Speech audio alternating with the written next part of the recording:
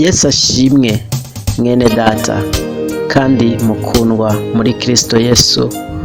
Uyu mugoroba nifuje ko dufataniriza hamwe mu isengesho rigufiya ryo gusengera abarwayi.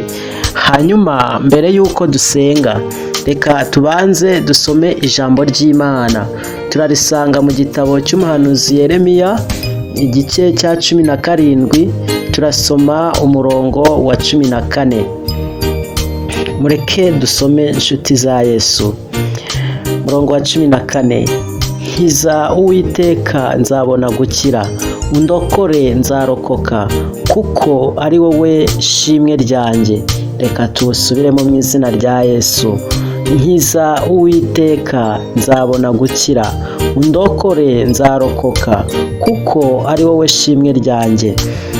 Mwene data, birashoboka ko muri kano kanya uruhijwe n'umubiri, birashoboka ko ufite uwawe urwaye, birashoboka yuko ufite inshuti yawe irwaye, birashoboka yuko waba utakaje ibyiringiro by'ubuzima, ariko ijambo ritubwira ko dukwiriye gutakira Uwiteka akadukiza. Yesu Kristo, muri we harimo imbaraga zikiza abarwayi. Niyo mpamvu tugiye gufatanya muri kano kanya dusenga, dusaba Imana kugira ngo imanure imbaraga, umwuka wo gukiza mu bantu bayo mu izina rya Yesu Kristo. Hanyuma munyemerere dufatanye, nyemerera uzane umutima wawe dusengera abarwayi, kandi niwizera, nugira umutima wo kwizera, urakira mu izina rya Yesu Kristo. Yesu aragutahamo maze ukire. Reka dusenge.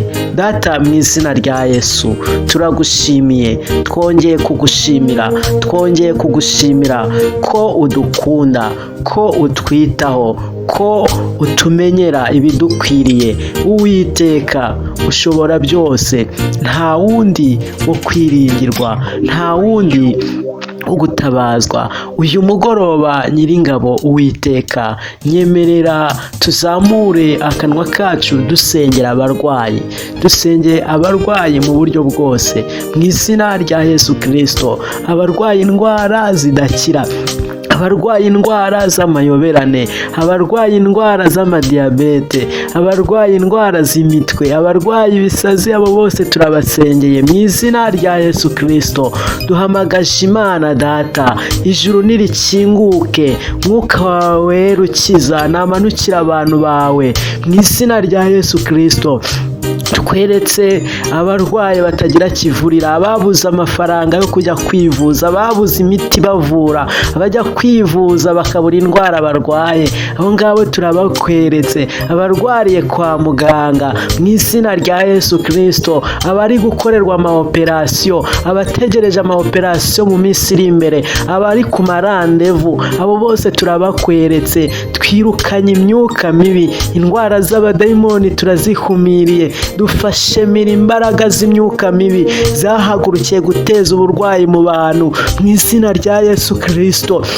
Turahamagaza umwuka w'isumba byose, umwuka ukiza, umwuka wa Kristo Yesu. Turasaba Kristo Yesu kugira ngo yongere agenderera abantu biwe mu izina rya Yesu Kristo. Turasenze twinginga mu izina rya Yesu Kristo, dusengeye abantu bose, aba barwariye mu ngo iwabo mu izina ryawe ryera. Hari abarwaye indwara rwose, abantu babo bamaze kwiheba, batakaje ibyiringiro by'ubuzima, ariko turababohoje, twirukanye zino ndwara. Dufashe miri mu izina rya Yesu, dufashe miri mu izina rya Yesu.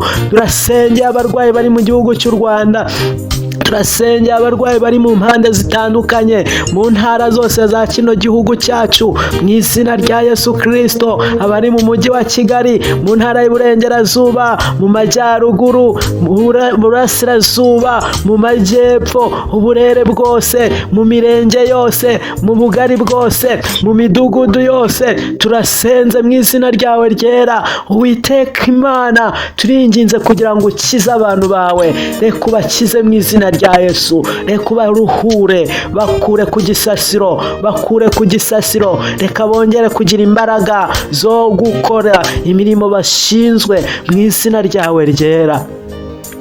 Yewe uwera usumba byose, turabizi neza yuko ibi ngibi ubikoze, turabizi neza yuko muri rino sengesho wigaragaje mu izina ryawe ryera. Turabizi neza yuko ugendereye abantu bawe, ugendereye abakozi bawe, ugendereye abo watoranyije.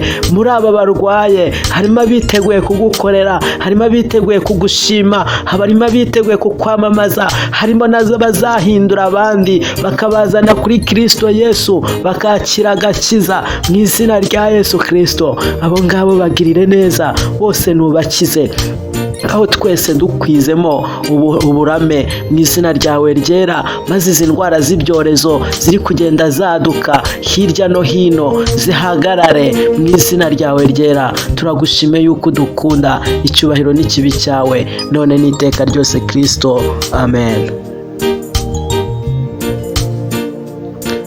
Murakoze cyane, mwakire gukira mu izina ry'umucunguzi wacu Yesu.